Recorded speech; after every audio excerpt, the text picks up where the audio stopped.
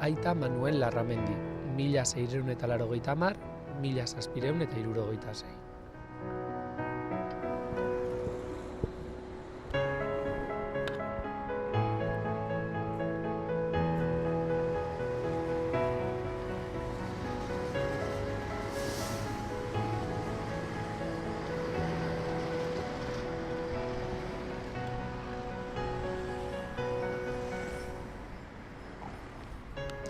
Esan nahi dedana da, oran inori euskeraz erakustera ez noala.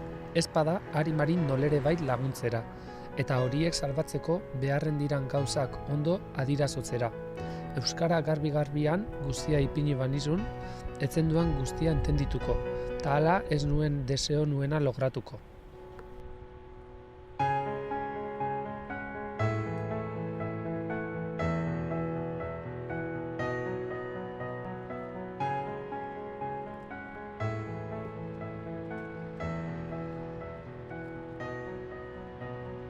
Mila zazpiehun eta zazpigarren urtean, 17 urterekin jesuita sartu zen. 1720 urtera bitartean ikasten ibili zen, filosofia eta teologia, Salamanca eta hango inguruetan.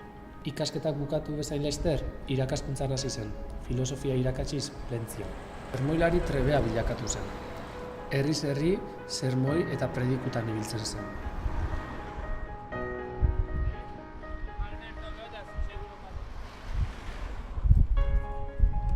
Izaera aldetik, genioz bizia eta alaia zen, Aita Manuel. Borrokatzailea eta zirikatzailea, batez ere euskara mespresatzen zutenekin.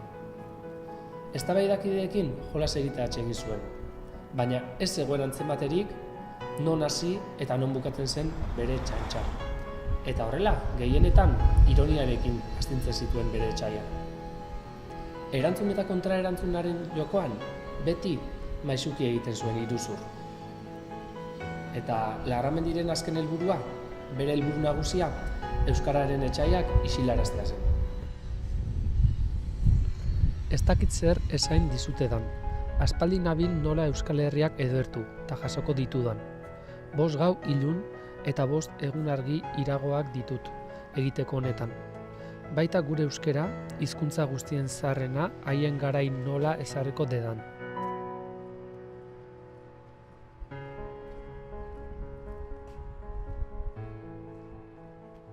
Giro berri bat sortu zuen, eta hainbat euskaldun jakintsu euskara defendatzera eta euskaraz idaztera bultzatu zituen.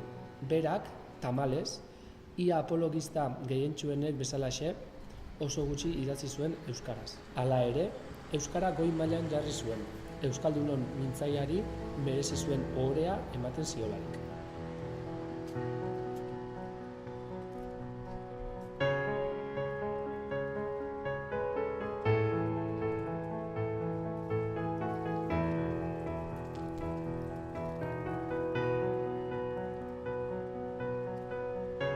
Nere min garratzena da, are ez da kuskula honetatik darraizkun kalteak eta gaitzak.